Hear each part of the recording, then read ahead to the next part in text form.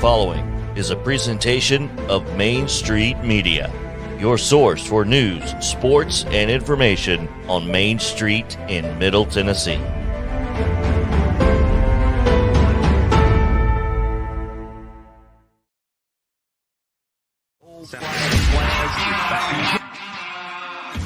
"30 years of the best sports talk in Middle Tennessee," featuring Tennessee Radio Hall of Famer George Plaster, Tennessee Sports Hall of Fame coach Watson Brown, and Young Guns Billy Derrick and Michael Sindrick. And now, here's your host, George Plaster.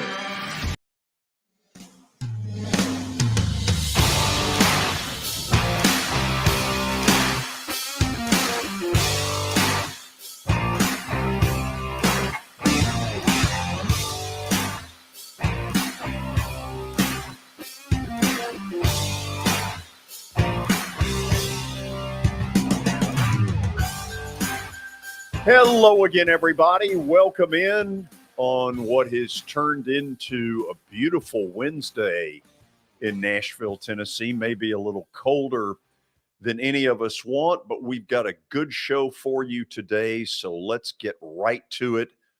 Let's begin up on the plateau and say hello to Coach Watson Brown. Watson, how are you? George, I'm doing good. A little chilly. Chilly. But doing really well. Thank you.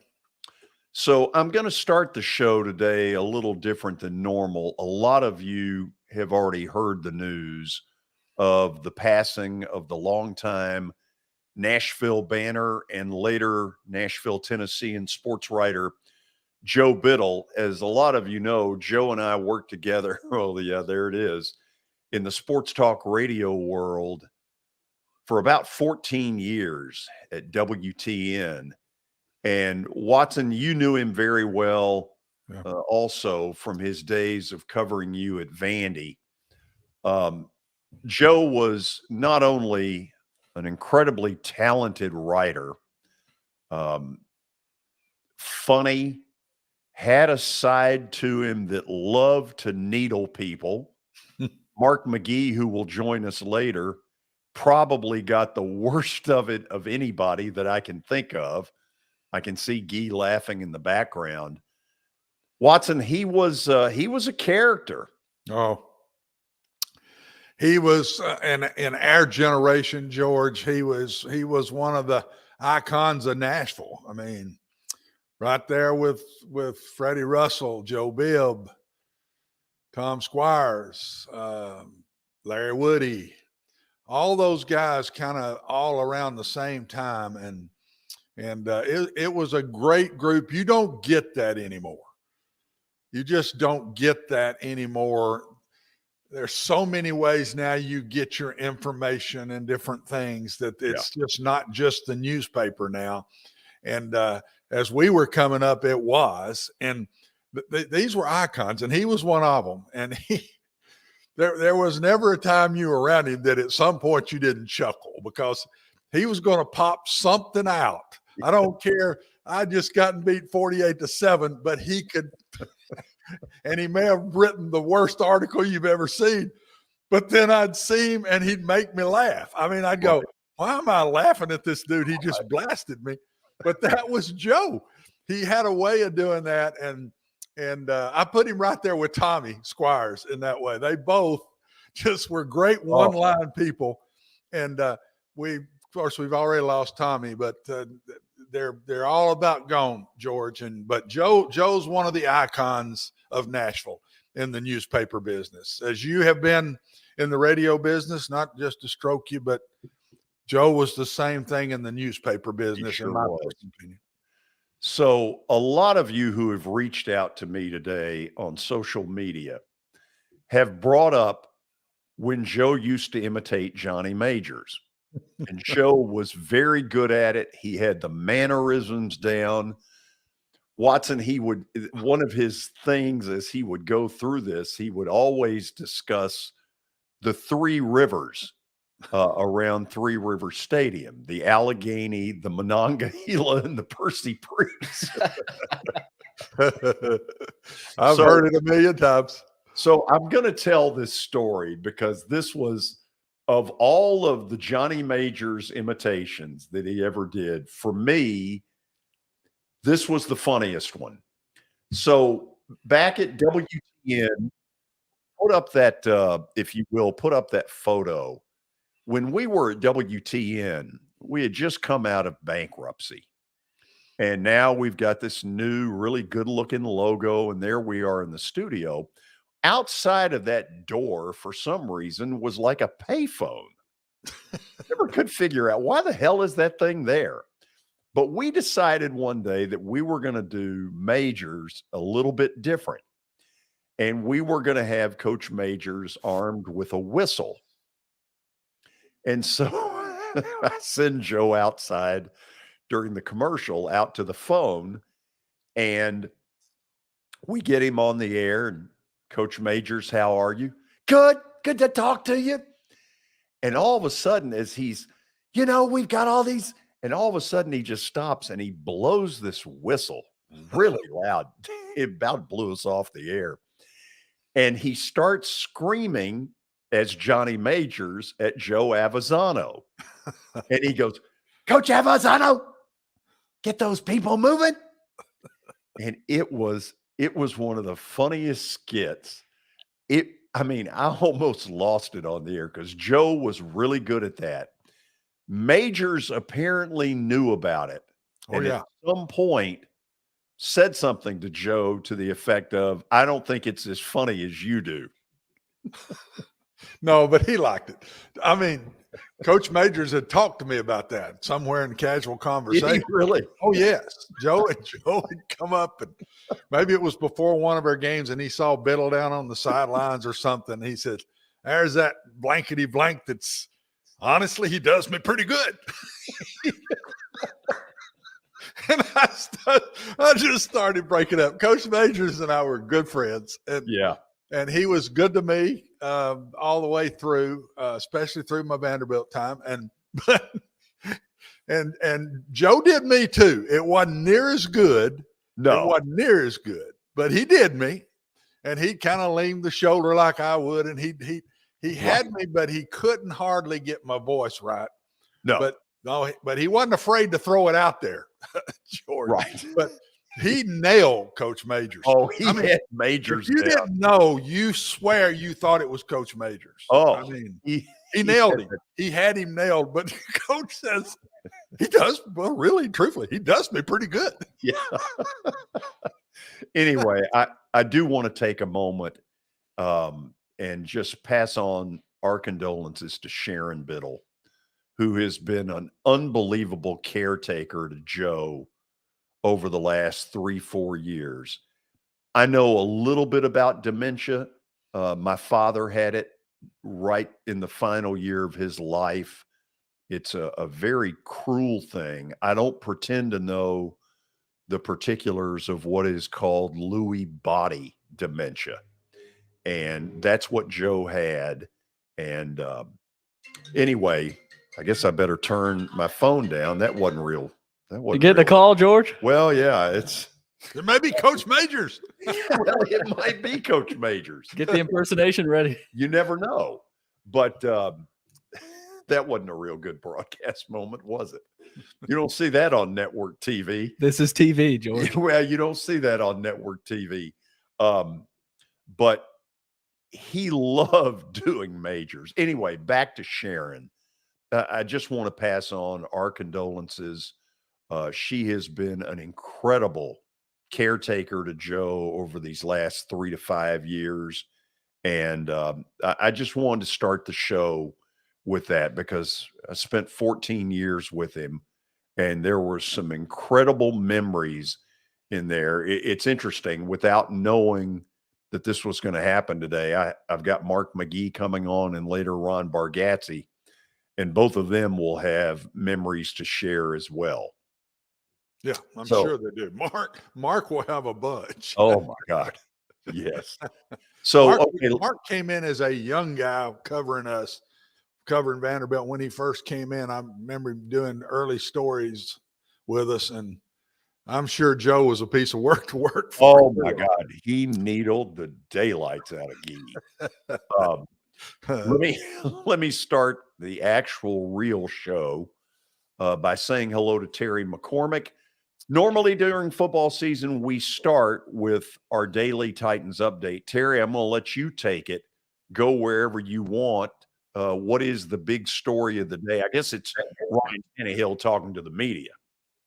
Oh, yeah, it is. Tannehill spoke today, but then said the ankle was getting better than it was on Sunday with the treatments that he's had, but he did not practice today. So that right there is certainly something to monitor, something to stay on top of, because from what I understand, today's practice was very light, not a lot of hitting, not a lot of things happening, allowing the guys to be able to kind of recover from some of their issues. And Ryan Tannehill being a no-go in that, them wanting to keep him off of that ankle as much as possible today. Certainly worth monitoring and watching as the week goes on. Terry, privately, do they believe Malik Willis can handle this if he has to? Well, if they have to turn to Malik Willis, I'm sure that they have a plan that they're putting together that's in place that will try to take advantage of the skill set that he has and put him in a situation where he's at least as comfortable as possible running the offense and managing the team. And, I'm sure it'll be very run heavy with a lot of Derrick Henry. Not that it wasn't going to be that way anyway, but probably, a lot of things that they feel are safe and will try to keep Malik Willis out of tough situations as much as they can if they have to use him. Terry, what else on your end? Obviously, we're moving a little quicker than normal. Give me what you got. A couple other guys weren't able to practice today.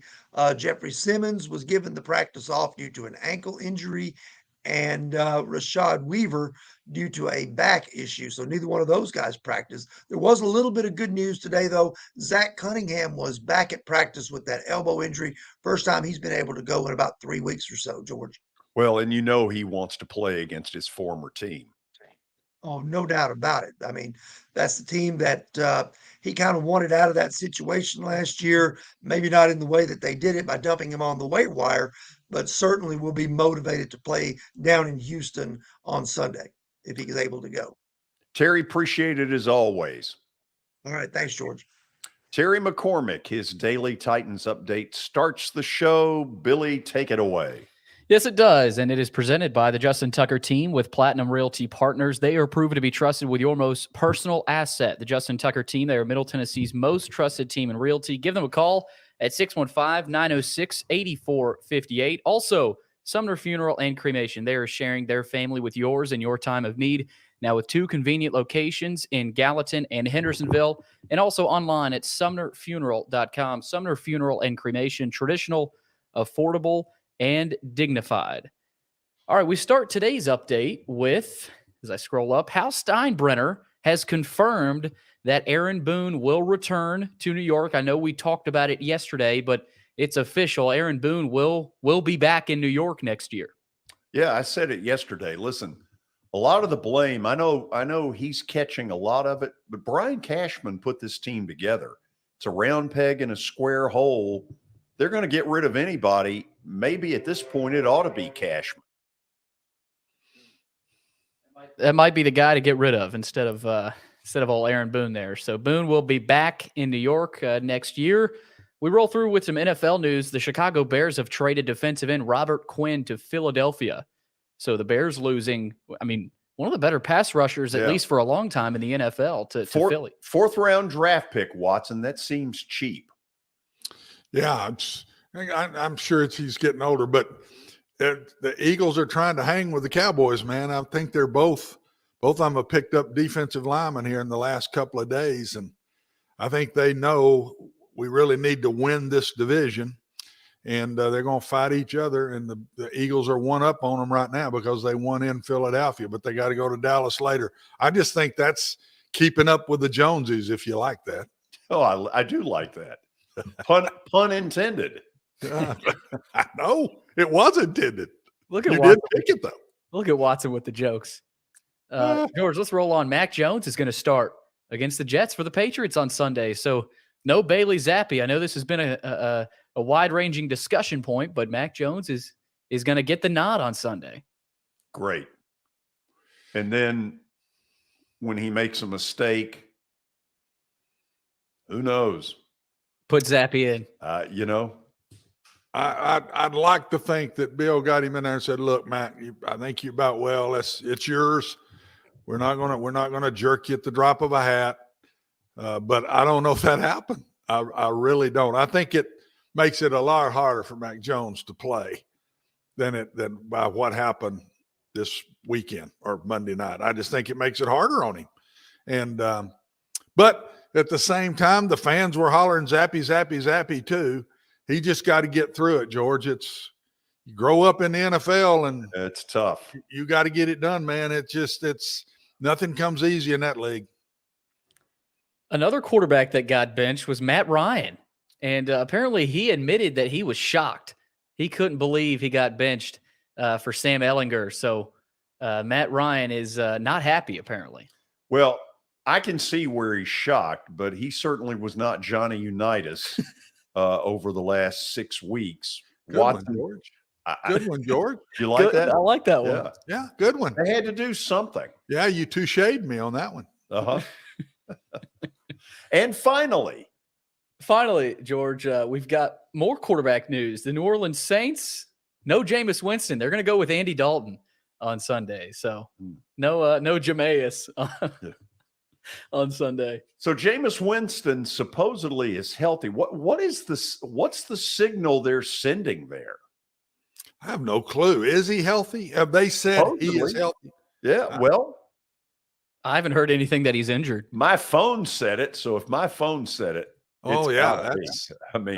that's about as strong as the weatherman. So this thing is strong. Yeah, This thing is strong as Birmingham steel. yeah. Does the same thing. Anybody else telling call you- me during the show? It does the same thing as telling you it's going to rain. So I mean, it's that Oh, phone's absolutely. legit.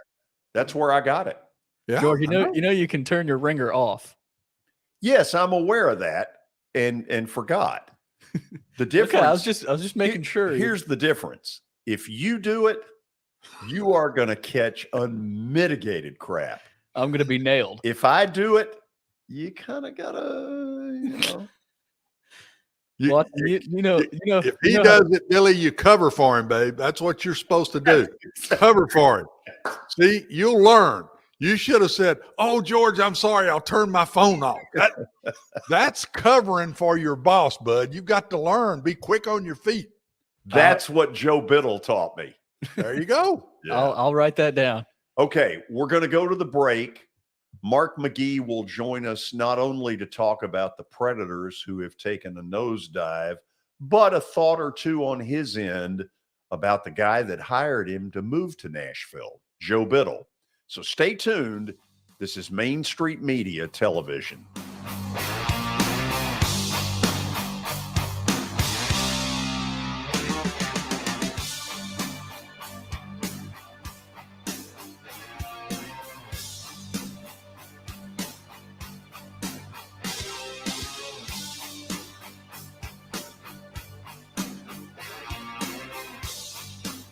Buying or selling a home can be a very personal experience. Why not go with the team that receives nearly all of their business from referrals? Clearly a trusted name in real estate. The Justin Tucker team with Platinum Realty Partners has sold more than 500 homes in the last 7 years. Voted best in Sumner County multiple times. Proven to be trusted with your most personal assets. Call the Justin Tucker team with Platinum Realty Partners at 615-906-8458. The Justin Tucker team with Platinum Realty Partners, Middle Tennessee's most trusted team in realty.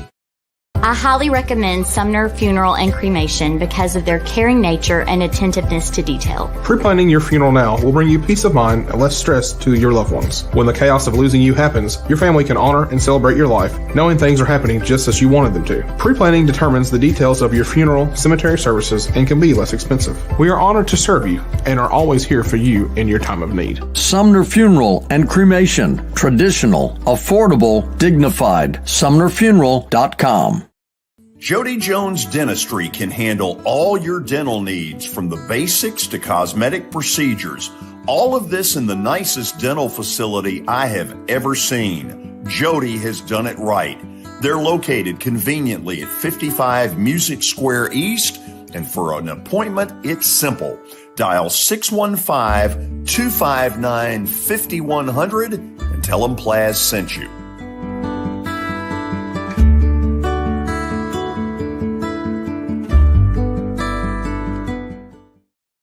When you're thinking about golf, consider Riverside Golf Links. Under new ownership, the course has improved dramatically. It's now 27 holes, complemented by a 9-hole executive course. Book a tee time now at 615-847-5074 and get ready to enjoy the beauty of golf in the Old Hickory area at Riverside Golf Links.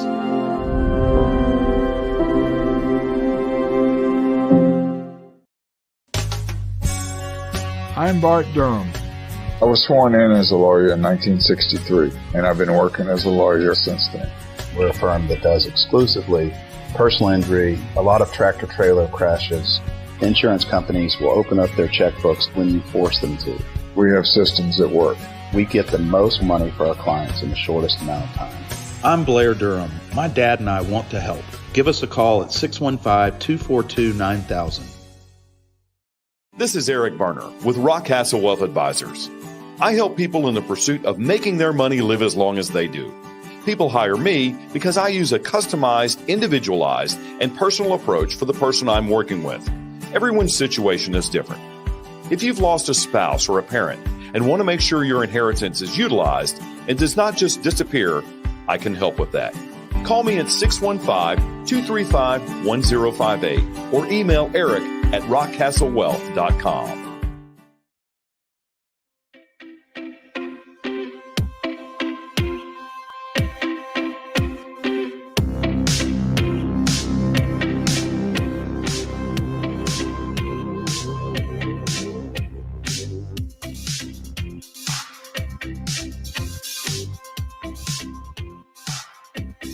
We're back on the show, and the timing is a little eerie. Mark McGee joining us to talk Nashville Predators, but nobody knew Joe Biddle any better than Mark did. Mark, if you will, back away just a tad bit from the. Yeah, I want to be able to see you. Hear me okay? Can hear you good. Okay. Joe hired you, didn't he? Yes, he was one of the, I had 3 different people that I interviewed with, but Joe was one of them. Yeah, he was. Yeah, he gave me a chance. I was working as a photographer at Opryland at the time, and he gave me I heard about the job, and I did like 3 interviews, and he was in every one of them. He was the most consistent person I interviewed with. He needled you constantly. He gave me a hard time. Yes, he did. What? Give me a funny story of something. I'm sorry? Give me a funny story of something. Oh, funny story. One of the first times I dealt with him, I was at a Vanderbilt basketball game with him. I wasn't covering Vanderbilt at the time. I think I was still doing high schools. But I went with him to the game, and Vanderbilt had beaten Florida in basketball. And he goes, Norm Sloan was out in the hallway, Florida's coach, who was pretty volatile, which I did not know at the time. And Joe goes, go ask Norm Sloan what he thought about the game. And I was like, that was pretty interesting. I thought Joe set me up big time on that one. He set me up on a lot of stuff like that occasionally, but he was my mentor. I learned a lot from Joe. Yeah, I learned a lot from Joe through the years. When I did my Hall of Fame speech, he was the first person I talked about, because it wasn't for him. I wouldn't be where I was. He gave me the opportunity and then supported me a lot as well, but also gave me a hard time. They say that you give a hard time to people that you like, and I guess he liked me. So he gave me a hard time. There's no doubt about that, Gee. One thing about Joe, he made road trips very interesting. He wouldn't let me drive. I could not drive on a road trip. He would not let me drive anywhere. You were banned. I was banned from driving. He would not let me drive anywhere. One morning we're driving to, I hate to tell this story publicly. One morning we're driving to the Coy River to go rafting, I think with Mar Alexander's group. And I had a Volkswagen GTI, which was like a stock car. And I'm going through Chattanooga at 6:30 in the morning at 110 miles an hour. And he wakes up and goes, I've never been flying in a Volkswagen before.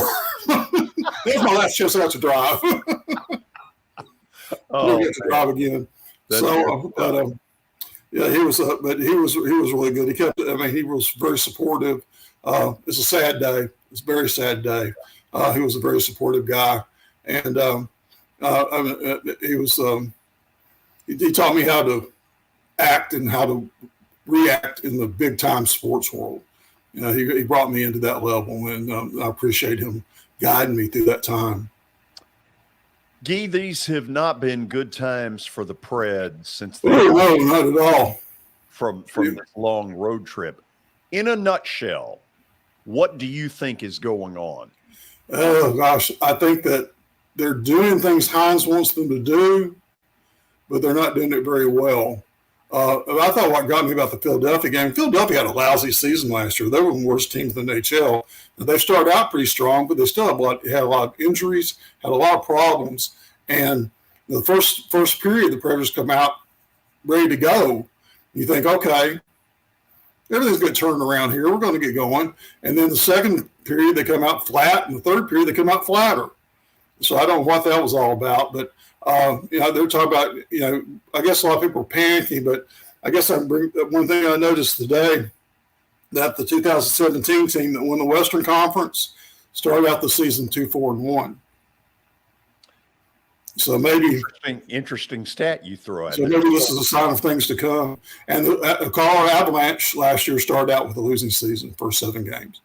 They had a pretty bad start. So I've seen that on some stuff today. I was looking at some different things, and I had not thought about that, but everybody thought that team was supposed to be like the best team ever that was, and they didn't start out very well.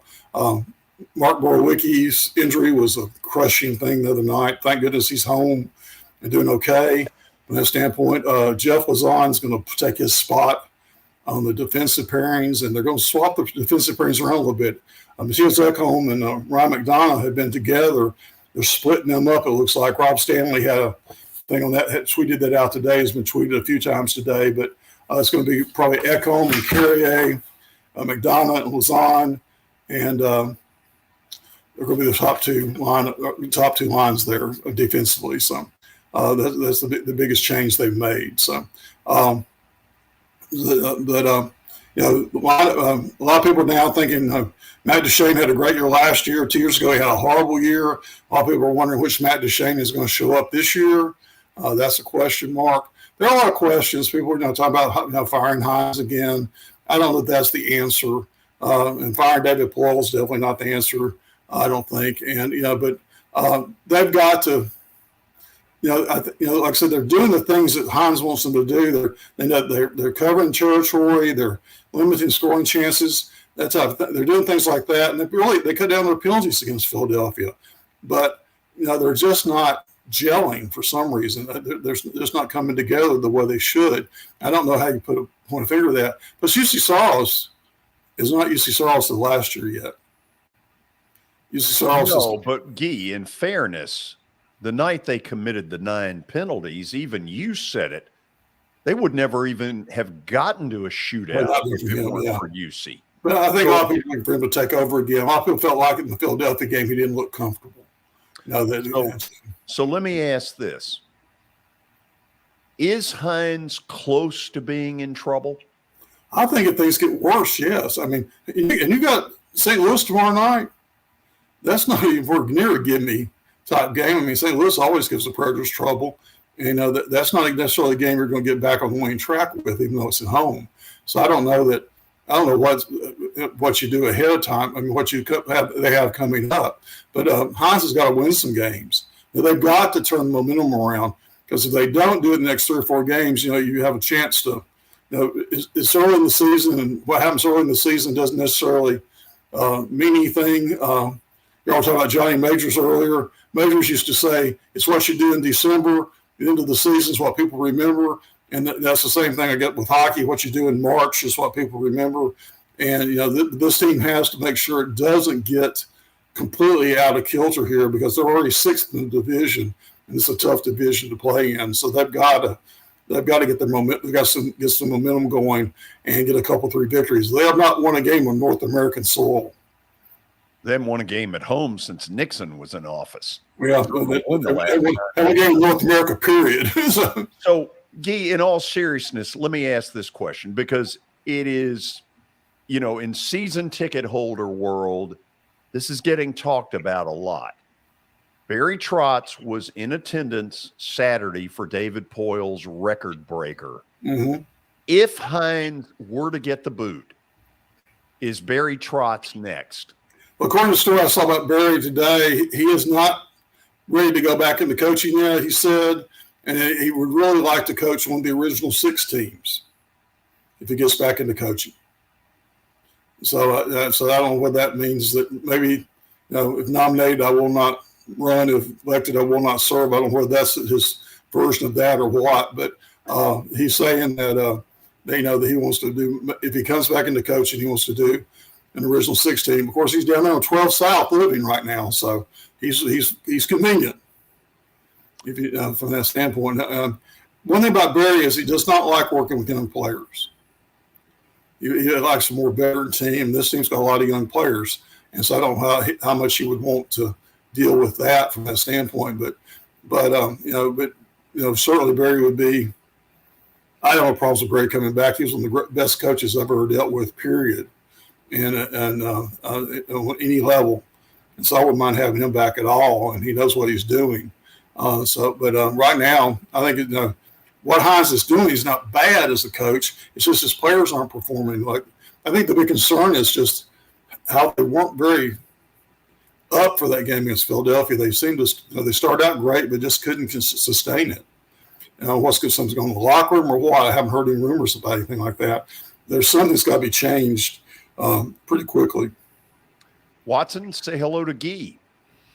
Gee, I can remember when you first came in, man, with the banner and you were over around us some around the Vanderbilt football and like I told before you came on about Joe to George, I said he's one of those guys that could write a nasty article about me, and you'd think I'd be just ready to choke him, and I'd see him, and before he'd walk away, he had me laughing.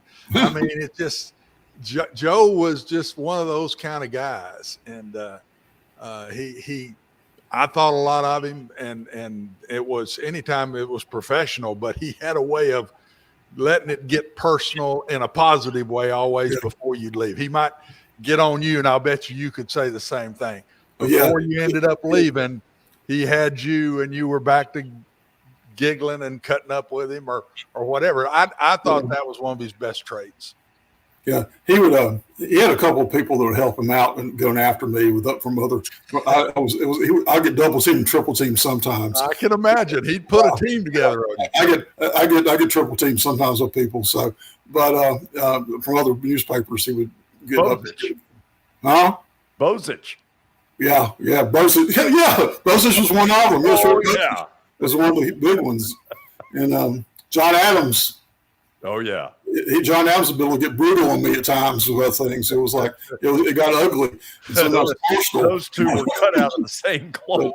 Both of them, Bozich and Adams, both were very perceptive view on that, George. But best compliment that Joe gave me was he told me one time. He said, "People will tell you stuff they wouldn't tell anybody else." And I always thought that was a nice deal because I thought that was always my strength, was getting people to talk to me about things they might not want to talk about with someone else.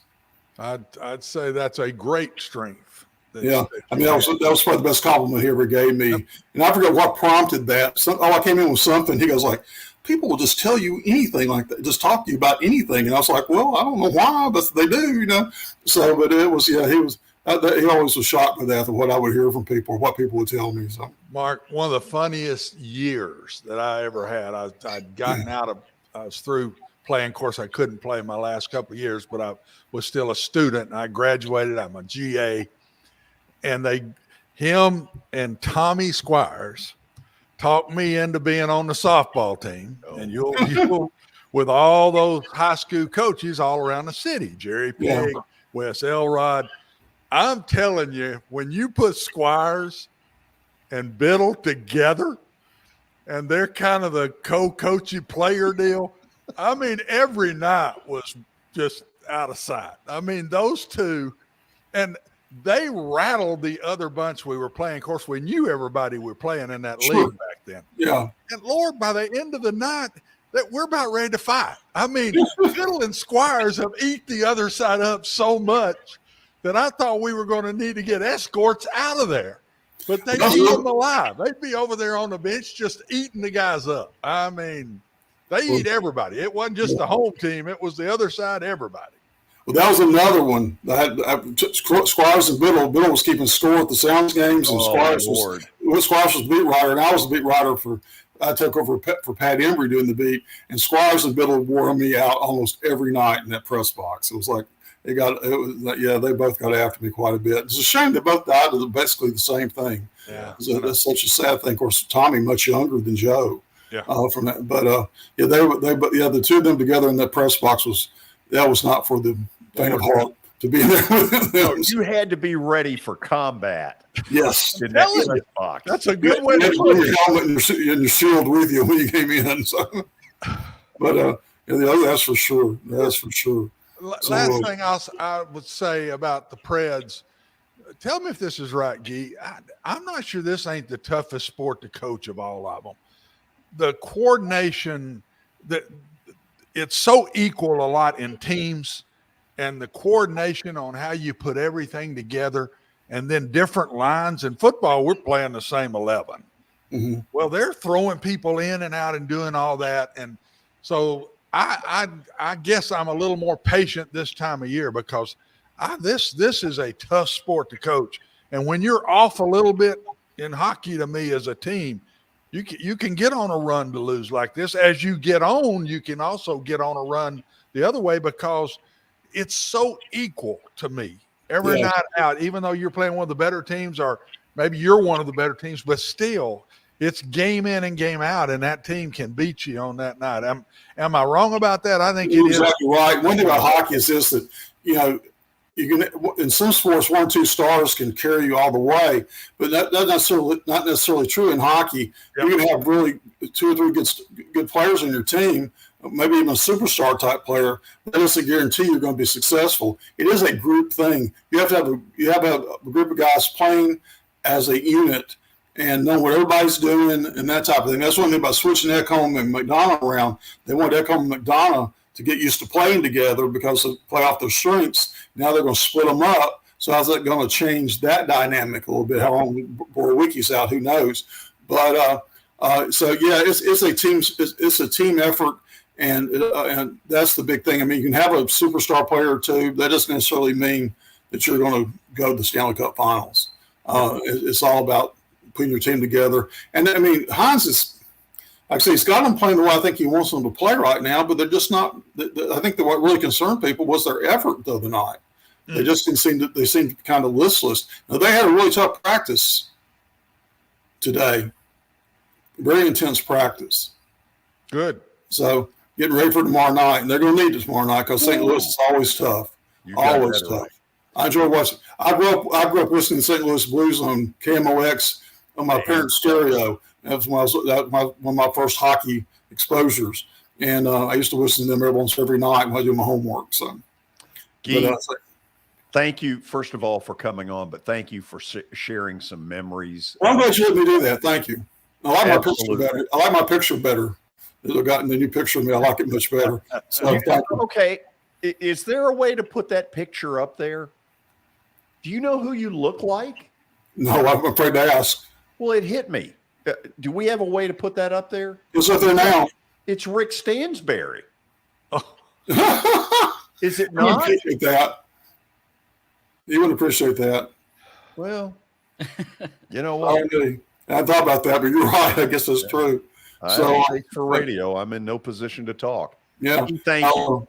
But thank you guys for letting me come on and talk about that. I was hoping to get to say something about Joe. He was my mentor. He gave me a hard time, but he also gave me a lot of good advice through the years. And he sure did. I wouldn't know where I was without him. So we'll talk again next week. Sounds good. Thank you, guys. After the break, we'll check in on Auburn and ask the question, what is going on there? This latest story makes you really shake your head. We'll explain more. This is Main Street Media Television.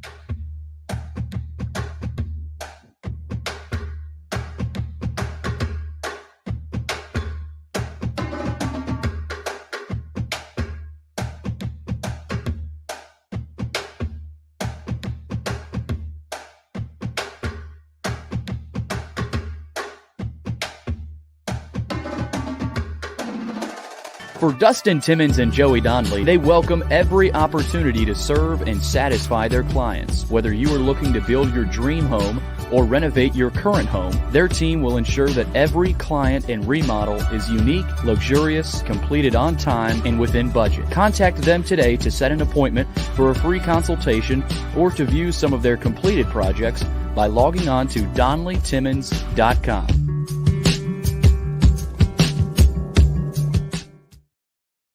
At WellSkin Dermatology and Aesthetics, we pride ourselves in providing access, innovation, and a patient experience second to none. Access to care and treatment when you need it. Innovation with medical-led cosmetics and various on-site technologies for full-service treatments with a customer experience that is calming, casual, and effective. Independently owned, providing medical, surgical, pediatric, and cosmetic dermatology and more. Visit WellSkinMD.com to schedule your appointment today. WellSkin Dermatology and Aesthetics. Access to healthier skin. It's your last chance to get a spring tune-up for summer. Complete Service Heat and Air can clean your coils, check out your motor, and make sure you have cold air on that first hot day of summer. Complete Service Heat and Air is located in White Bluff, Tennessee. We do service and repair on heating and air the right way. 24/7 service. Call us at 615-797-3997. That's 615-797-3997. Serving Cheatham, Davidson, Dixon, Hickman, Humphreys, Montgomery, and Williamson counties. Have you heard about the high levels of radon in Middle Tennessee? Radon gas is the second leading cause of lung cancer, second only to smoking, and has no color, no taste, and no smell. The only way to know if you have radon is to test for it. Duret Radon Mitigation offers testing for small and large-scale residential and commercial properties, plus mitigation services. Visit DuretRadonMitigation.com to request testing or get a free estimate for mitigation. That's DuretRadonMitigation.com.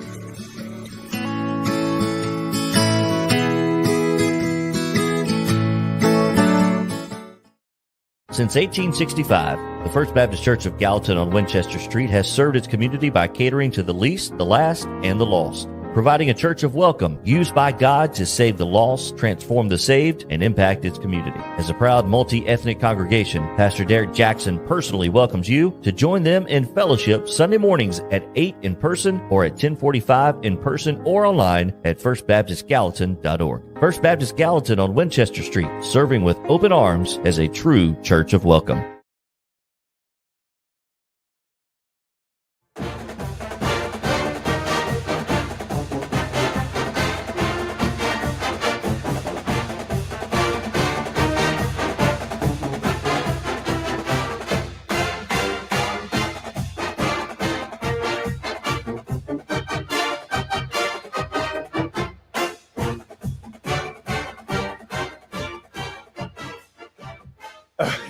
Yeah, you lead that band. Ooh, I've heard that a few times. Yes, we all have. It's a great song. Not as much this year. No, no. So I think everybody believes Brian Harsin is dead man walking. I cannot see a scenario where they endure another season of this after 2022. It just doesn't seem to have worked. And now all of a sudden, Watson, this story gets out through the Auburn Daily that Harsin has basically told any players who want a red shirt, no, you either quit or you enter the transfer portal. First of all, is that a standard thing at all in college? Oh, heavens no. I defended a tad. I don't think coaches are redshirting people like they used to because of this transfer portal, George.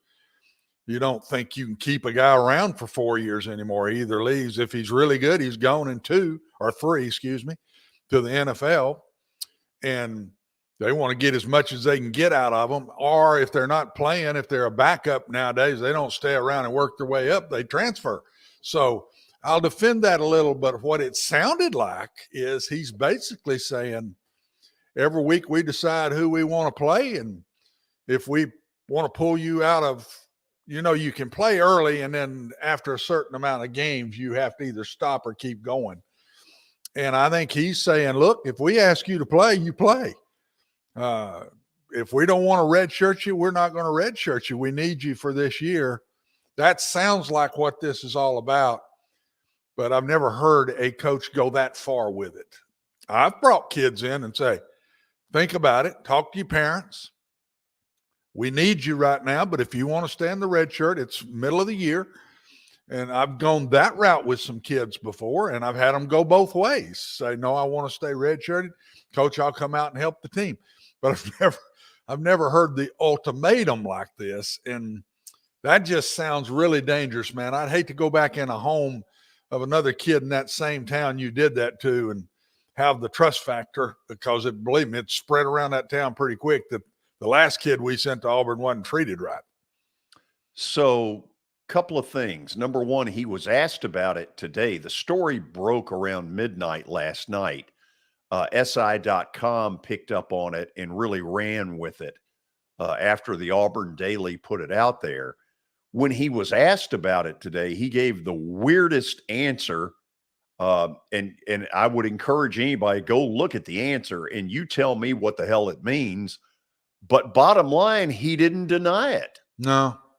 You read it to me, and what I felt after after I listened to it or heard you read it is it kind of was ultimatums that we need you, and if you're not going to play, then go to the transfer portal. I mean, boy, that's straight in the face of a young kid who's had a mindset, that I won't sit out this year or whatever. But by what he said, he didn't deny that he did parts of it anyway.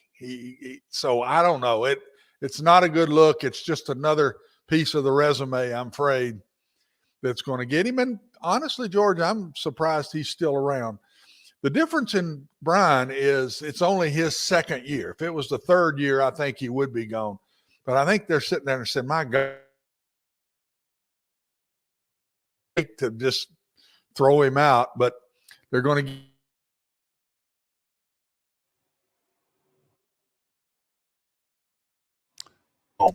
playing Arkansas. Big one.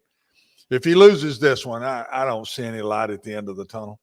Watson, let me ask a warped, kind of sick question. You got those. Yeah, I'm capable. Yeah, you're capable. Is he doing this on purpose to try to get fired? Woo. God, boy, I don't know. It's a lot of money. Okay, did it not cross your mind? Yeah, yeah. I'm going to say that I'm right with you. But gosh, I hope not. That's not fair. I've never ever been in a situation where I wasn't at that university to help that university and those kids, and just to try to see how quick you can get out of there and get as much money as you can get. I just refuse to believe that's what happened. Okay, here's where I'm going to go with this, though, Watson. Today, he had the opportunity to emphatically deny it, and he gave a bunch of gobbledygook, none of which I could figure out what the hell it meant, but he certainly didn't deny it. And you raised the issue that is the issue. You cannot treat players that way and expect that not to hurt you in recruiting. No. It's going to. No, and that's why when he didn't deny it, I think there's something to it. I don't think Brian's going to go in there and just lie. And honestly, I'm not sure he can, because if there's a kid or two kids that he did this with and families, he can. I think probably thinking it out, since you and I talked a couple hours ago, thinking about it, I'm not sure they didn't need the kid to play. He says no. And Brian kind of lost his cool and said, well, if that's the case, you either playing or hit the transfer. I mean, I can see him kind of losing his cool and might have regretted it after he did it. That may not have happened, but the more I've thought about it, that's the scenario I could see, to where he just got in the kid's face, said, okay, if you're not going to play, hit the transfer portal. You're not going to stay here and not help this team. That's the way it probably went down. How could they bring him back? Went out, the rest of them, I don't know. Like I say, I think it's pretty much, this is the game. What's their record right now? I hate to put you on the spot. Are they 4-3, 3-4? What are they? 3-4. They might be 3-5. They would have played 8 games already. Don't give them an extra loss. Auburn is 3-4. Yeah, not 3-5. 3-4. That's why he gets to 4-4. He could still go to a bowl. Gosh, going to a bowl last year didn't help him at all. He got embarrassed in the Birmingham Bowl. Birmingham Bowl to a mediocre Houston. Yeah, and lost. I think this one's the game. If he goes 3-5, it's liable to happen at any point. I don't see any end to it after that. I'm not sure who he's got left after this one, but beating Arkansas at home would be a good win for him. He hasn't even had a good win yet, George. He hasn't had a good win yet. So, and I don't think he'll beat Arkansas at home. I think if Jefferson's healthy, Arkansas will be better. Arkansas's weakness is passing the ball, and Auburn don't pass it well. So they can't take advantage of Arkansas's weakness. So in 2 weeks, they got at Mississippi State on the 12th. They host Texas A&M. Then they got Western Kentucky, and then at Alabama. 500 at best, 7-5 at, wouldn't you say, guys, at absolute best? Oh, at best. At best. That gets you back to the Birmingham Bowl. The minute he ends up with a losing record, George, I think that's when they'd let him go. And he's if he loses Saturday, he's on his way to that. Okay, after the break, stat of the day. If you're new to the show, we either pull one out of you know where, or we end up getting embarrassed. Then at 5 o'clock, Coach Ron Bargatze, college basketball insider, his first visit of the season, and probably a recollection or two about the late Joe Biddle. If you're just joining us, if you're watching the show live, Joe passed away earlier this morning at the age of 78. This is Main Street Media Television.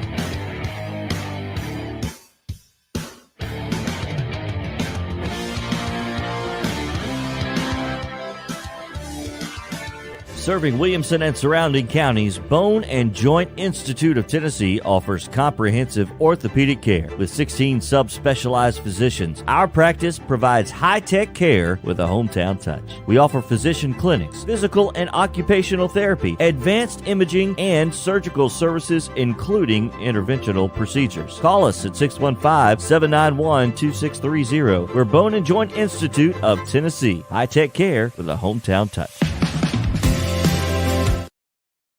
This is attorney Bart Durham, and this is me. I'm Aaliyah. Keeping in good physical condition is really important to me. But when I had a wreck with a tractor-trailer truck that hurt my legs so bad I couldn't work for almost a year, I knew I needed a lawyer that understood tractor-trailer cases. So I called Bart. Bart gets millions of dollars for his clients every year.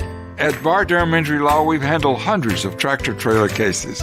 My dad and I want to help. Give us a call at 615-242-9000. Hey, this is George Plaster, and I'm excited to announce. Hey everyone, I'm John English. This is Keith Wallace, and we would like to welcome you to John English Antique Sports and Cards in Shelbyville, Tennessee.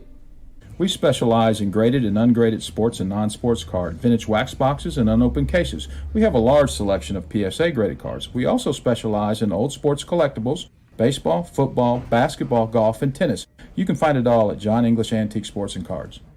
We are happy to be associated with Nashville's greatest sports antique, George Plaster. At Sumner Funeral and Cremation, our mission is to serve families as our own. celebrate the life of their loved one, and help begin the healing process. My whole family, including my wife and my mom and siblings, were very happy with the treatment that we received. I would highly recommend Sumner Funeral and Cremation. We offer funeral, burial, cremations, and pre-planning services. Sumner Funeral and Cremation. Traditional, affordable, dignified. SumnerFuneral.com.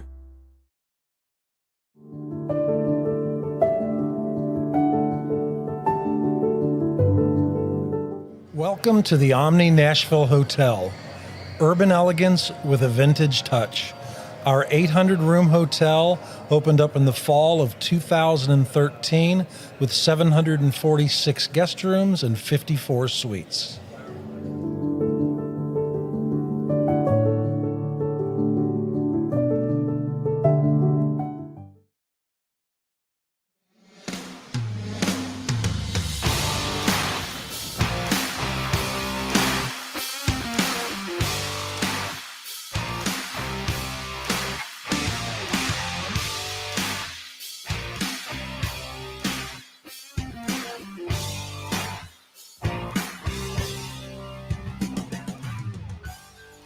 Welcome back into the George Plaster Show. It is now time for Stat of the Day, powered by John English Vintage Sports and Cards. You can find them in Shelbyville, Tennessee. They've got memorabilia, trading cards, antique and historical sports equipment, games, advertising, and many other sport-related items. They're open Tuesdays through Fridays from noon to 5 o'clock and Saturdays from 10 a.m. to 5. You can find them on the web at johnenglishgradedcards.com. And also, don't forget about Eric Berner with Rock Castle Wealth Advisors. Give Eric a call at 615-490-7052 or visit rockcastlewealth.com for more information.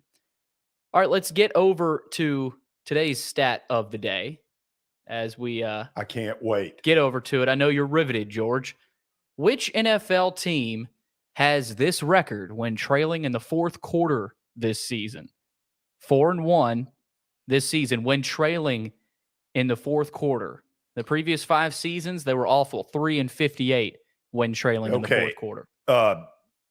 Watson, I think I've got it. Who is it? I think it's the New York Giants, but hold on. They were trailing in the fourth quarter against the Titans. They were trailing in the fourth quarter, I know, against Baltimore. They were trailing in the fourth quarter against the Packers. So that's who it is. This is who it is. We have the level of brilliance that you and I are showing. Yeah, but you got all over me yesterday for not trying. So you quit. Don't forget. I don't forget. You quit on me. Well, I didn't quit on you today. No, we're cooking with gas. Is that back to back? I think it is. Back to back. That's back to back. Absolutely. I wonder if that's ever happened. All I can say is this: when you're sitting in this seat trying to do this, it's hard. Climbing an uphill battle. Good for us.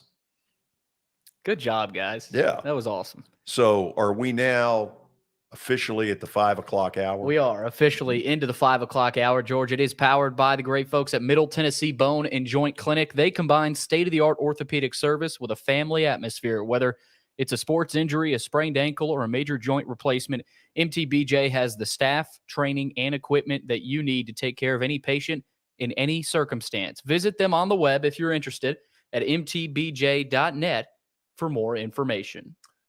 We say hello for the first time to Coach Ron Bargatze. He and Lee Fowler are the college basketball insiders, and they will join us a lot at the start of the new year on Thursday. Coach B, it looks like we've got about 3/4 of you. If you will just drift a tad the other way, where we can see. Right.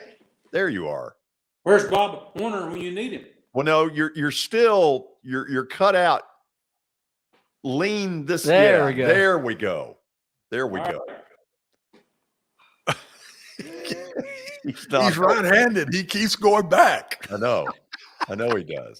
I need Watson as an infield teammate. He can't hit the curveball still. Coach B, Give me a remembrance of Joe Biddle. Man, how many hours you have? More than you think. You know, when I think about Joe, I mean, there's a whole bunch of things. One, going to the Masters with him a number of times was pretty great because he was very much in awe of the whole place and the whole process. But I'll go back to 1988. Rick Regan and George Plaster, Rick Regan and Joe Biddle and I were having lunch at the Sub Stop down there on Broadway. It's now an office building, but one of my favorite hangouts down there. And on a napkin, we laid out the plans for the Nashville Area Athletic Club.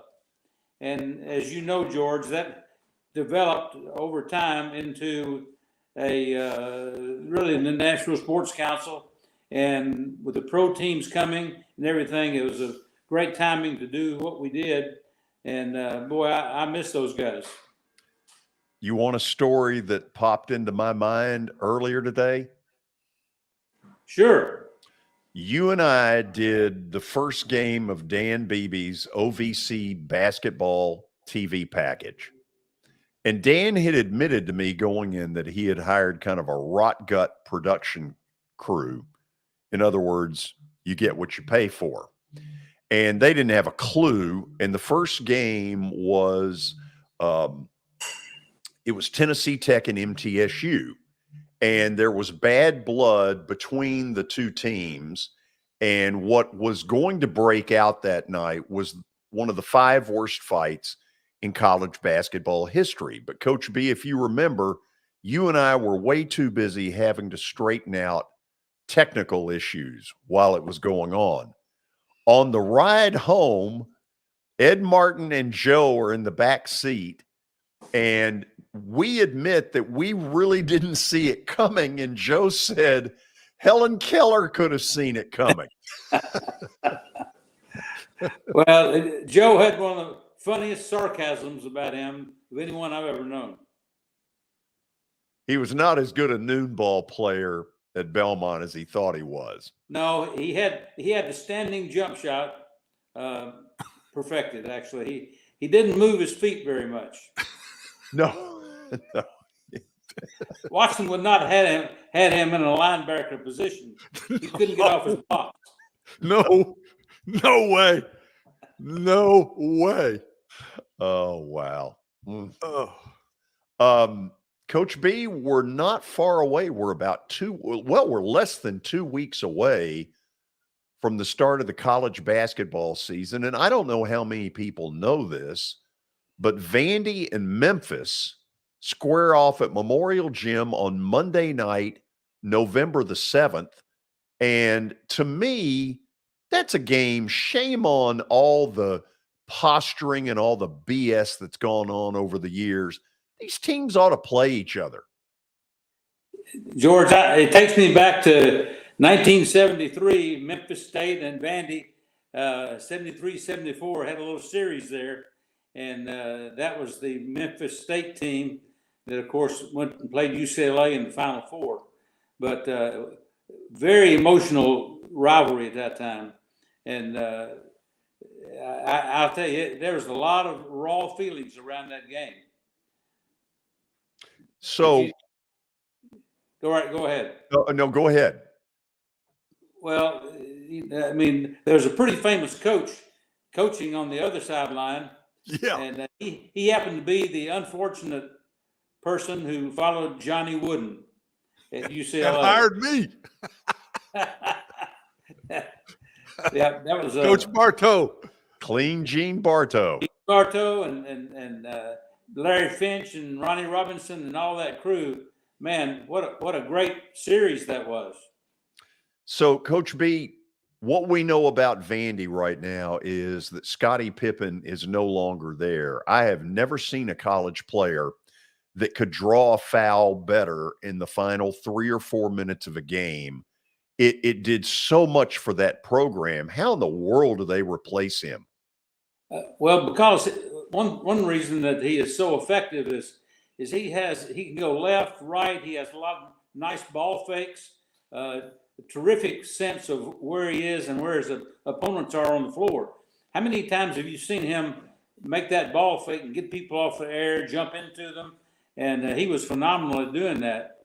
And he had the ball in his hands in the last 5 to 10 seconds of every shot clock, it seems, and many times came away with points. They're going to have to change their approach a little bit at Vandy to make sure that that void is filled. Do they have the players to do that? I don't know. They've got a couple of new guys I haven't seen yet. I'm real anxious to see them. But, I think they've got, with Robbins and Malora Brown, they've got a couple of pretty good guys. Now, Malora Brown he's going to he won't knock your socks off with his offensive array, but he is a very valuable player for them, a very smart player. And I think with Schutte being a great shooter and Wright, of course, is a very, very good SEC player. So if a couple of voids are filled, I think they can be okay, maybe a little better than last year in some ways. Coach B, I'll take you to Knoxville. It seems like this would be a year where Rick Barnes can fly under the radar probably until January because of what the football team is doing. But they look to me like they're a top 15 no matter what. You are exactly right. I think potentially top 7 or 8, depending on how a couple of new guys play. They lost some good players, but Vescovy is really a nice balanced player, and I just like the chemistry that Rick Barnes' teams have played with over the past few years. It's interesting, and Coach B, this, when they made the coaching change, Barnes had not yet gotten fired at Texas. You talk about handing him over on a silver platter. What a godsend for Tennessee. Well, at Clemson and at Texas and at Tennessee, he has always had very respectable programs. He holds his players very accountable, and he doesn't mind, getting in the guy's face when he needs to. He has a great ability to take care of the emotions involved in all these situations. So let me see if I've got this right. Watson, you and Coach B played softball together? No. No. Coach B and I played baseball together. Okay. We were the duo. We were the dynamic duo. I was the shortstop. He was the second baseman. And hey, let's get the record straight. I was a shortstop till Watson came along. He pushed me to second base because he was a better shortstop than I was. So this is Albies and Dansby Swanson? Well, I'd say in some way. See, Watson had kind of a little bit of a disability a lot of people didn't know about, but he never showed that. He played. He was a fantastic teammate and an excellent baseball player. Ronnie, I got a great memory you will not remember. Maybe you do. I'll see, but I bet you don't. It just meant a lot to me. We're at Old Hickory, and I'm very young. I'm out. I don't think I was at even Austin Peay yet when we were coaching there together. And we're at Old Hickory, and it's you and I, Doug Jones, Joe Biddle, and Tommy Squires. We played a fivesome. They should have thrown you all off the courts. Do you remember this? And we played, and I've never been eat up as much in my life as I was on the golf course that day. Between Squires and Biddle, I got killed. Ain't no telling what I shot. I may have shot 90. I don't know. But I'm telling you, and I'd already played softball with Squires and Biddle. This was after I was injured and didn't play anymore. And then as a GA, I played with them. I said this earlier in the show, and they ate me up at that. But I can remember hitting a pop-up, and Biddle says, "Man, I've seen that a bunch of times. That looks like just like softball. You weren't worth a flip at that. And you ain't worth a flip at golf either." I mean, he just ate me up. And, of course, when you put him and Squires together, it's over. I mean, you got no chance. You just listen. You don't say a word the whole round. I don't know if you remember that round or not, but I vividly remember it. I will never forget it because Squires would eat you alive no matter what. He is. Gosh. He was brutal. And of course, then Biddle started getting sarcastic.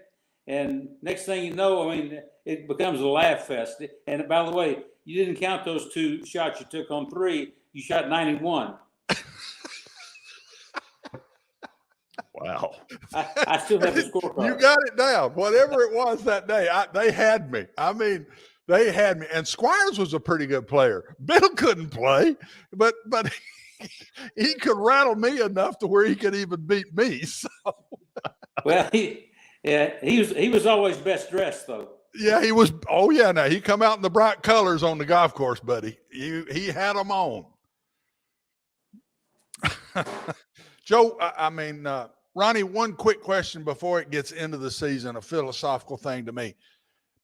It looks like the transfer portal for basketball is even bigger than football. I mean, in the transfer portal in basketball, you get 1 or 2 guys that can really play to come in. You can change your team around unbelievably quick. Are you seeing that? Are you hearing that? Is it changing college basketball?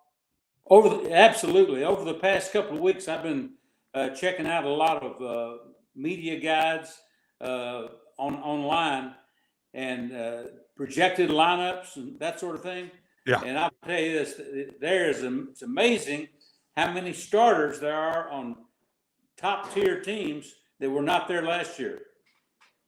I mean, I just think it's going to be football. It's changed it, but basketball, I think it's going to really change it. And I think it's going to get worse before it gets better. I mean, I think they're going to be leaving and you're on another team, and it's unbelievable what it can do. And my last thing, George, would be to Ronnie, is Kentucky going to be this good? Are they really going to be this good, or is this more hype again of Kentucky basketball? No, Sheboy, with any 4 you want to pick, is a great team. Boy, you're right about that. So I think they've got to be a top 5 team going in, but Sheboy is the key to that lineup. Is this his best team since Anthony Davis? I think it is. Overall, I mean, it's hard to project those freshmen coming in and how good they are, but they get their share of those incoming freshmen every year, and they're phenomenal. I mean, if you look back on several guys that were one and dones at Kentucky, and they're all in the NBA right now. Let's go back. Put that Alabama picture back up there, Billy, if you can. Coach B, a year ago, Nate Oates really got a lot of attention. They beat Houston and Kelvin Sampson early in the year in what was one of the college games of the season early. Are they going to be the same way this year? I think they've got a better chance because I think sometimes, and Watson will tell you this, when guys have been there 2 or 3 or 4, 2 or 3 years and have played, sometimes they're not always at their best as seniors. And I think they've got some new blood in there, led by Brandon Miller from Cane Ridge High School right here in Nashville, that's going to really infuse them with a lot of talent. Yeah, that dude's a freak. Sorry, I got to butt in. He's one of the better players to come out of the mid-state area in a long time. So, Coach B, let's put you on the spot. Top 5 in the SEC. Does it start with Kentucky, Tennessee, or Tennessee, Kentucky? Well, you can flip a coin on that. Probably Kentucky has a little more firepower overall, but I would concede that they're probably the top 2 teams. But, old Bruce Pearl down there has kind of replaced a couple of guys with some good talent, and all of a sudden they're back in the picture, even though they lost, Kessler and they lost what's a good freshman last year. That's Cambridge. Yeah, they're Auburn's going to be good. It's hard to tell about some. Arkansas is going to be right there too. Yeah.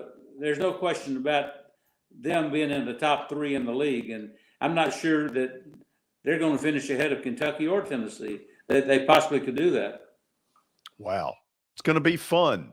Give Yes, me it will. a lot of quick fun. thought on Belmont and Lipscomb.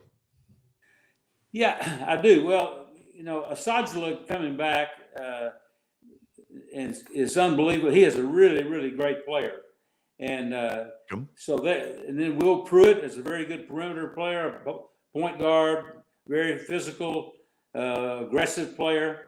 So I think that they're going to make a lot of noise in the Atlantic Sun. And I think Lenny Acuff is a great coach and has been around the block a few times and knows how to handle that situation. So I think Lipscomb is going to be better because they're going to have Asajla all year, assuming he stays healthy.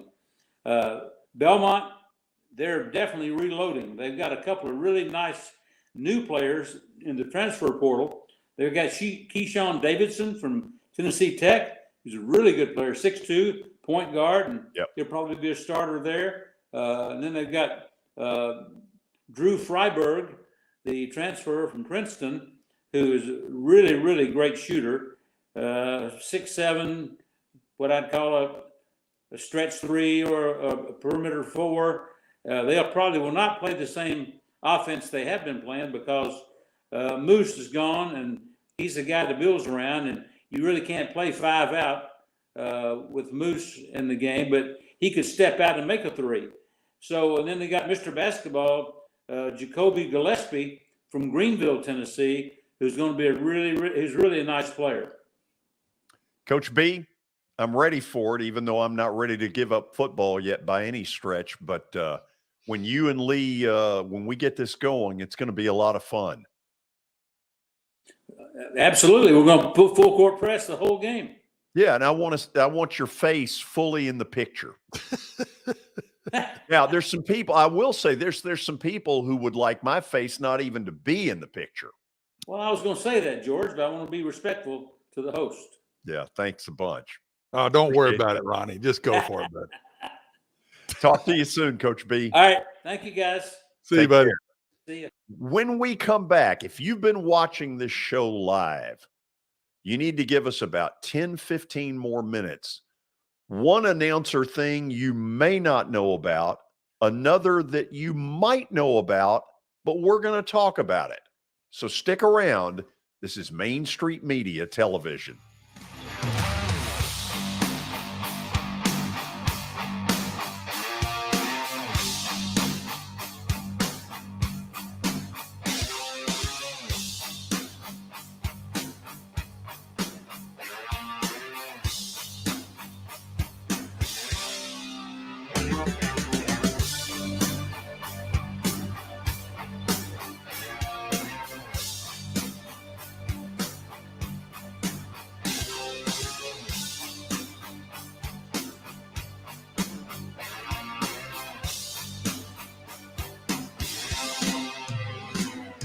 Buying or selling a home can be a very personal experience. Why not go with the team that receives nearly all of their business from referrals? Clearly a trusted name in real estate. The Justin Tucker team with Platinum Realty Partners has sold more than 500 homes in the last 7 years. Voted best in Sumner County multiple times. Proven to be trusted with your most personal assets. Call the Justin Tucker team with Platinum Realty Partners at 615-906-8458. The Justin Tucker team with Platinum Realty Partners, Middle Tennessee's most trusted team in realty.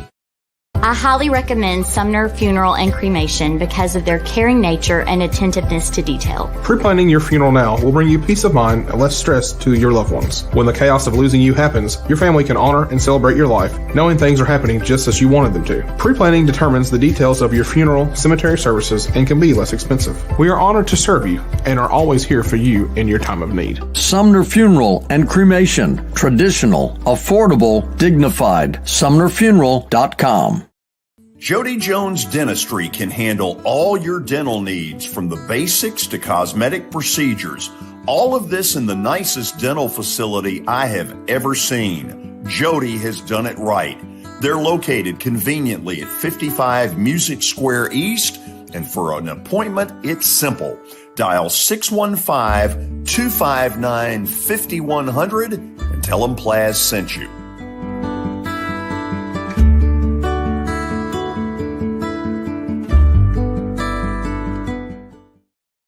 When you're thinking about golf, consider Riverside Golf Links. Under new ownership, the course has improved dramatically. It's now 27 holes, complemented by a 9-hole executive course. Book a tee time now at 615-847-5074 and get ready to enjoy the beauty of golf in the Old Hickory area at Riverside Golf Links.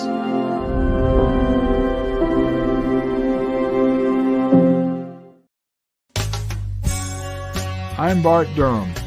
I was sworn in as a lawyer in 1963, and I've been working as a lawyer since then. We're a firm that does exclusively personal injury, a lot of tractor-trailer crashes. Insurance companies will open up their checkbooks when you force them to. We have systems that work. We get the most money for our clients in the shortest amount of time. I'm Blair Durham. My dad and I want to help. Give us a call at 615-242-9000. This is Eric Berner with Rock Castle Wealth Advisors. I help people in the pursuit of making their money live as long as they do. People hire me because I use a customized, individualized, and personal approach for the person I'm working with. Everyone's situation is different.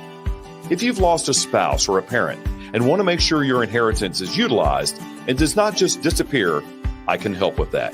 Call me at 615-235-1058 or email eric@rockcastlewealth.com.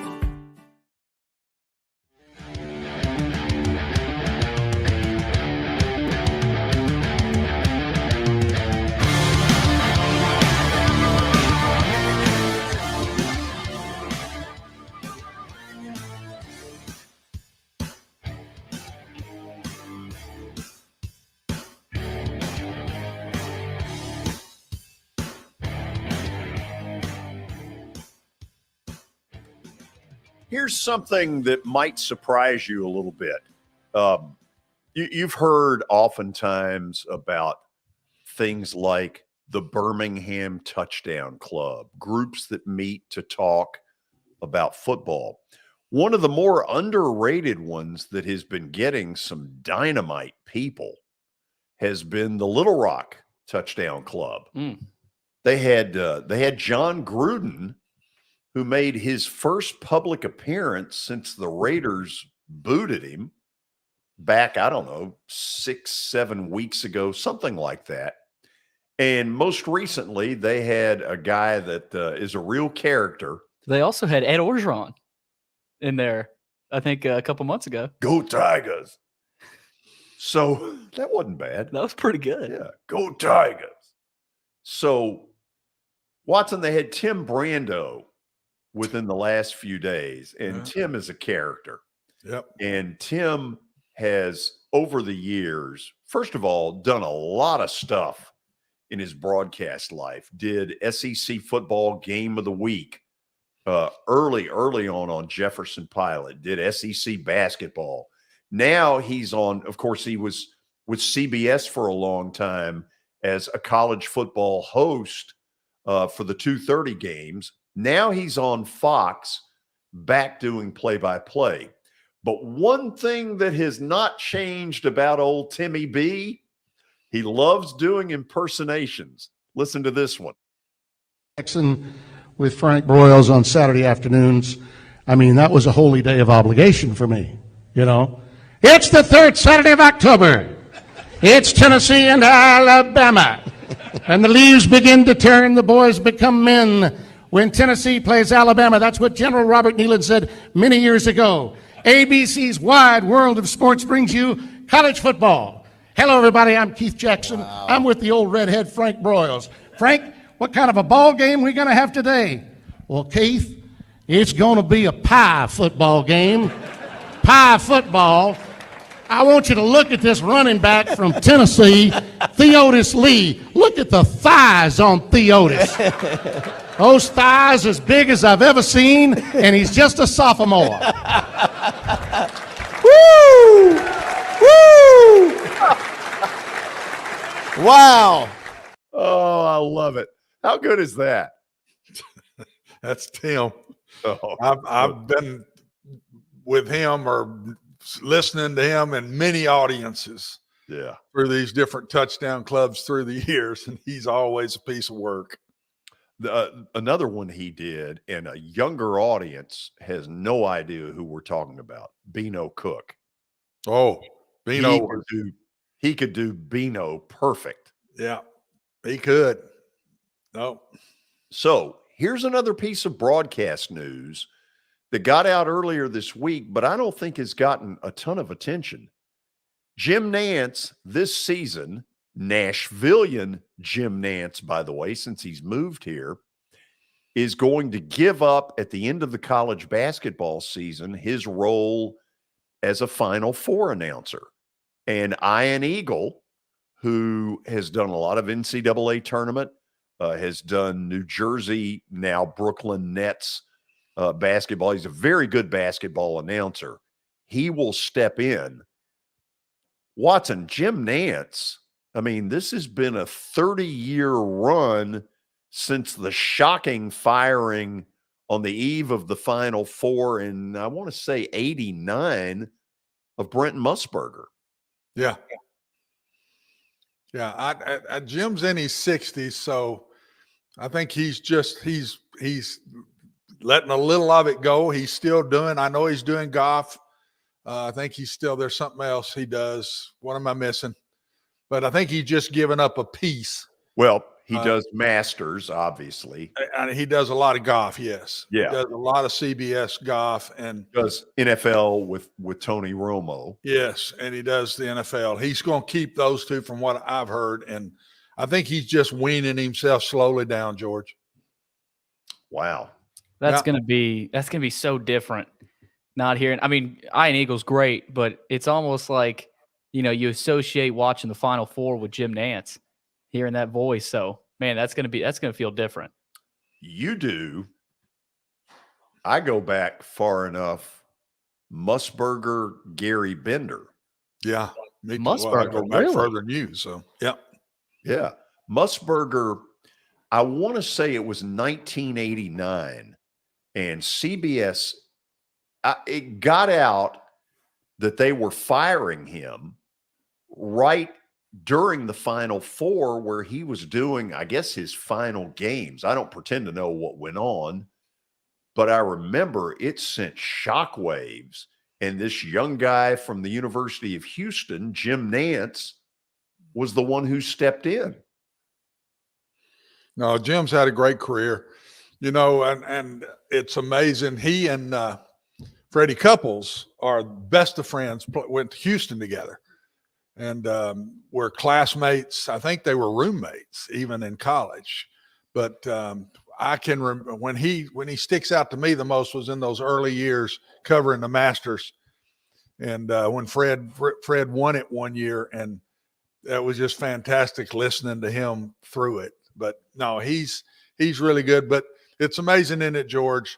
Somebody else will pop in and they'll build their name and it'll go again. I still don't think anybody touches Keith Jackson myself. But again, that was my prime when he was doing them. But there's a lot of talented people out there, and somebody will take Jim's place. It won't be in a year, but it'll over time.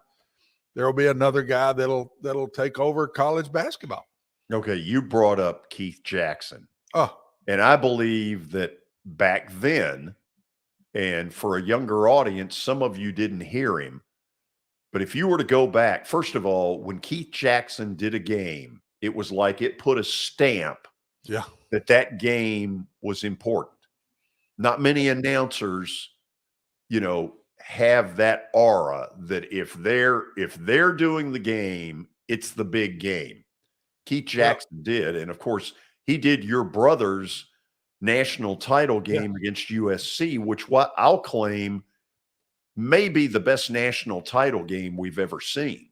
I till this day say it is because of the way it ended and the performance that Vince Young put on that night. I don't know if anybody will ever do that again on the national stage like that. Just over 500 yards of total offense himself in the game himself.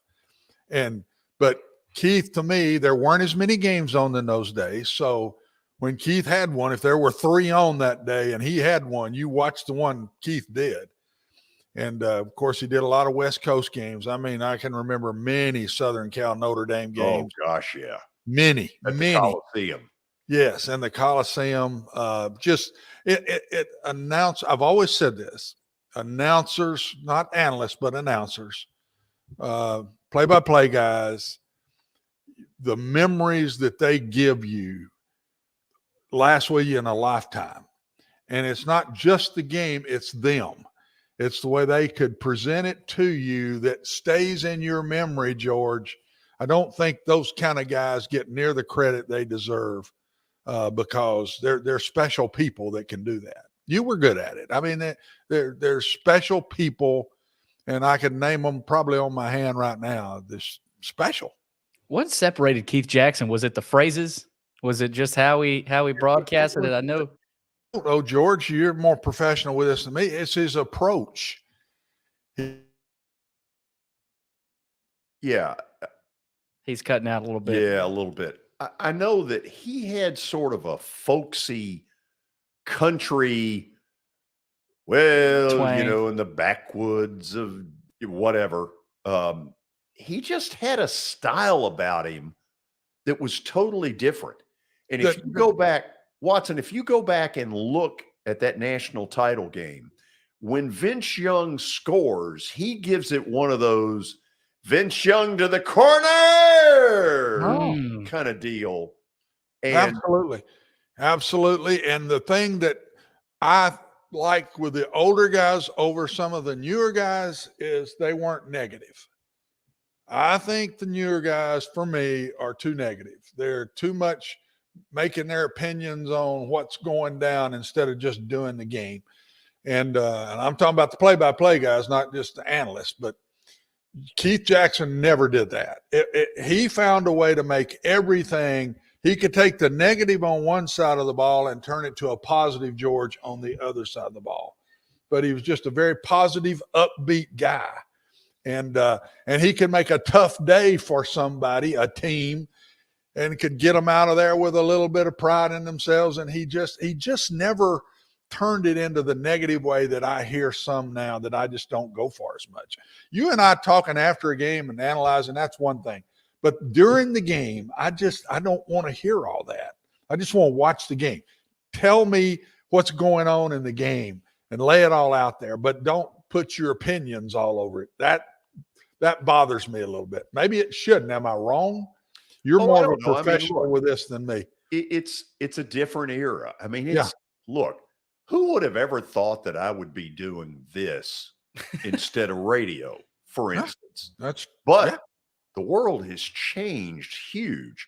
For instance, under the what announcers could put there, if they were working it, that guaranteed that it was big.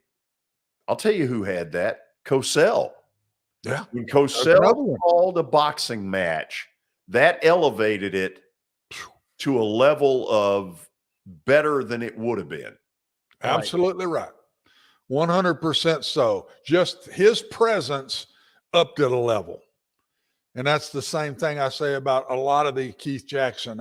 Those kind of guys are just special people that you just my gosh, George, how many years has it been? Keith, well, his last ones was the national championship game. When was that? Your brother's game, 2000. Yeah, what year was that? 2006. 6. I think. Think about that. 5 or 6. It was 5 or 6. That's right. And yet I can remember vividly games that he did. I'll never forget the Nebraska-Oklahoma game that was on, and Keith Jackson did. Unbelievable game. Nebraska wins it with a Johnny Rogers punt return late. And that was 71. Unbelievable. And yet here I can 31. Still remember that like it was yesterday. And Well, George, and in baseball, he also called the famous 16-inning 6th game of the 1986 NLCS between the Mets and the Astros. Well, let me say this. I don't think that was a big strength of his. ABC put him on everything. Yeah. I never felt football was his strength. Football was his deal, and that was a mistake to put him on baseball. That was his bread and butter. Now, you got to help me here. I'm looking at Brian Stewart in that little window, and it looks like he's got an offensive line behind him. What is going on there? Hey, this is my auction offensive line team right here. I want you to be aware that this is one of the best damn teams that I can have behind me right here. I love this. Who is the auctioneer? Barry, raise your hand. Okay, Barry, come on up here. Come on, Barry. Come on up here. Hey, he's got a special hat for you this weekend too, George. Look at there. Oh, a cat hat. Oh, yeah. cat hat. Wow. What do you want to think? give out your phone number? So auction off 2 tickets to the game. Let's hear it. Oh, I can't do that. Sure you can. Wow. Sure you can. $20 on it. What do you want to give? I got 2 tickets to the Titans game this weekend. Do I hear 20, 20, 25, 30, 30, 35, 40, 40, 50? There you go. That's it. I More than I've ever done. That is I awesome. think there's more there than what we just heard. Yeah, there's a lot more there. Brian, he wussed out. Pure and simple. I think there's more there. We need to get that sometime. Hey, we will. I'm going to get Barry to work on just do an auction for some tickets or something coming up to where we can get him on the show and do a full out auction for you, man. I think that would be fantastic. I think what Barry really wants to do is yell out CATS, cats, cats, cats. Would I do that? Yeah, it does seem like you would. Would I do that? Yeah, it does seem that way. Give out your phone number so the Tennessee people can call you. Well, hey, I can do that. Yeah, and I want to introduce these guys behind us real quick too. Barry Huber is our auctioneer. Mike is his awesome father that's wearing that bad old hat right there. Linda Boyette is my office manager and one of my agents as well. And Cheryl Huber is Mrs. Huber here. And she is the good looking half of the group right here. So I'm sorry, Barry, I still love you. But yes, you can reach us 615-822-0750 is the office number.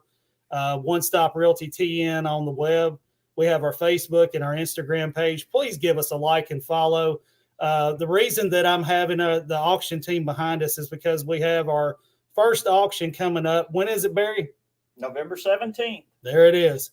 We are excited. We're 19th. ready. Actually, sorry, November 19th. That's why they're back there. What, he just auction off the 19th? Yeah.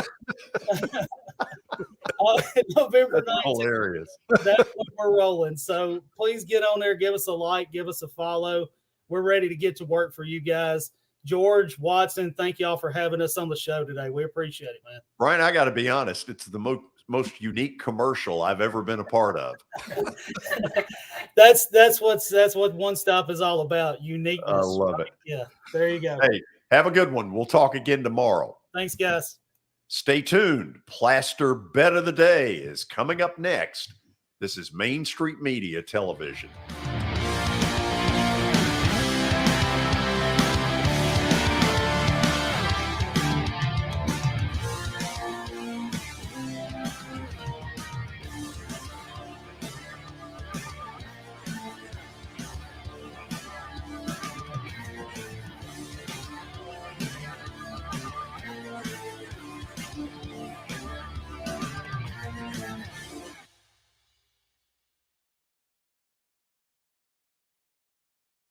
Serving Williamson and surrounding counties, Bone and Joint Institute of Tennessee offers comprehensive orthopedic care with 16 subspecialized physicians. Our practice provides high-tech care with a hometown touch. We offer physician clinics, physical and occupational therapy, advanced imaging, and surgical services, including interventional procedures. Call us at 615-791-2630. We're Bone and Joint Institute of Tennessee. High-tech care with a hometown touch.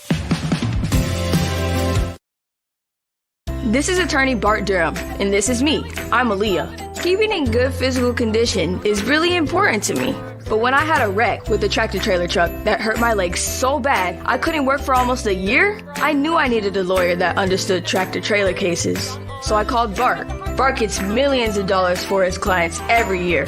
At Bart Durham Injury Law, we've handled hundreds of tractor-trailer cases. My dad and I want to help. Give us a call at 615-242-9000. The high school football season is here, and nobody handles Friday nights better than Main Street Media. Here's Zach Womble with details. That's the name of the game here at Main Street Media and Main Street Preds. Is, we've been doing this for a long time now, and I think you hit on it. We've got an army of reporters across all of Middle Tennessee. I think there's about 130 schools in the Middle Tennessee area, and we try to cover all of them. We cover about 11, 12 counties at this point. And those Friday night shows, it's we're gonna show that off. We're gonna showcase the talent that we have on the field with reporters across several mid-state games on the weekly basis. So whether you're in Williamson County, whether you're in Giles County or Murray County or Montgomery or Robertson or anywhere in between, we're gonna have you covered from 6 to 11. Friday Night Live is presented by the Tennessee Highway Safety Office, where fans don't let fans drive drunk.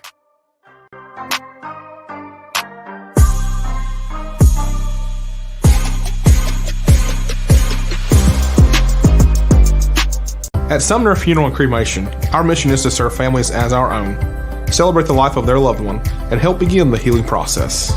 My whole family, including my wife and my mom and siblings, were very happy with the treatment that we received. I would highly recommend Sumner Funeral and Cremation.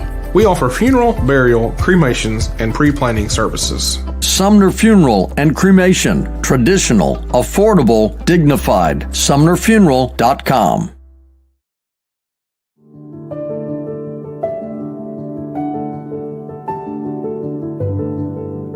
Welcome to the Omni Nashville Hotel. Urban elegance with a vintage touch. Our 800-room hotel opened up in the fall of 2013 with 746 guest rooms and 54 suites.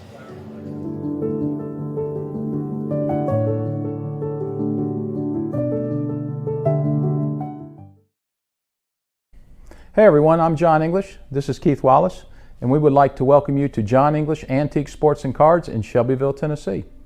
We specialize in graded and ungraded sports and non-sports cards, vintage wax boxes, and unopened cases. We have a large selection of PSA graded cards. We also specialize in old sports collectibles, baseball, football, basketball, golf, and tennis. You can find it all at John English Antique Sports and Cards. We are happy to be associated with Nashville's greatest sports antique, George Plaster.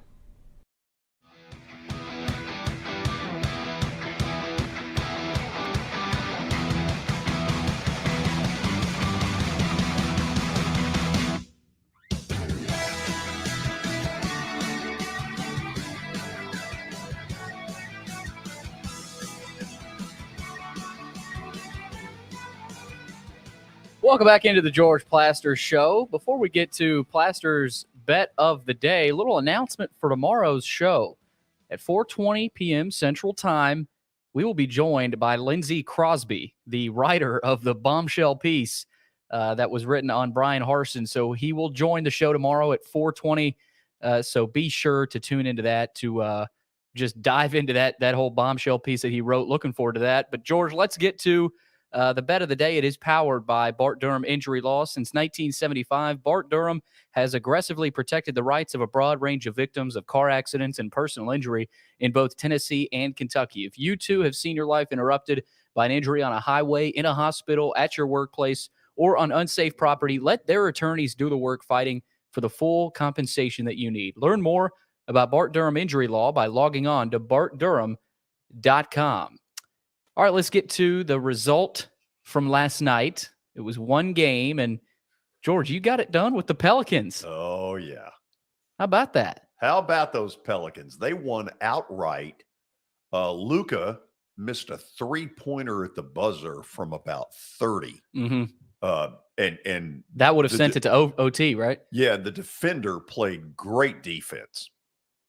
Yeah, that was a tough shot. There was no way he was hitting that. So, George, I was very satisfied. How about it? So 3 games under 500, 57-60. I'll be interested to see where you go tonight. Watson, what did you think about that NBA win last night? I didn't see it. I saw the highlight of the shot, and that wasn't a very good. He didn't have a very good shot to win that game with. I'll tell you that. But I was surprised. I didn't think it'd happen. I thought that one, that's why I guess George is better when I just go against him, because I wasn't sure that one would go down without the big guy, without Zion playing. Watson, I'm at 48.7%. Good calculation. Well, congratulations, George. Okay. Because I used the little computer here on the phone. You don't get that on a flip phone. What would you do without it? That's a good question. You're gonna go with the Nets and the Bucks tonight, George? You going No. another NBA game? No. Pull it up. You're going hockey. Yeah. Tampa Bay Lightning tonight in Anaheim. I'm surprised the line isn't bigger. We'll get back to the normal stuff tomorrow night with football and all that kind of stuff. Really, for these two nights, it's been either NBA or NHL. And so this is what I've gone with. Switching it up. Yeah. What do they Watson, I'm say? sure you've got a lot of opinions on this. I know I don't have much opinion on this one, bud. You study that Anaheim roster very Yeah, I'm going to have to go. I'll get off the air here and spend an hour studying the Anaheim Ducks. Yes. Used to be the Mighty Ducks. Will you watch the game tonight on TNT? No. Okay. I'll look at the score in the morning when I get up for you to back you, see if you win or not. How's that? I'll watch a little bit of it. Go Bolts. Yeah. Okay. We're done.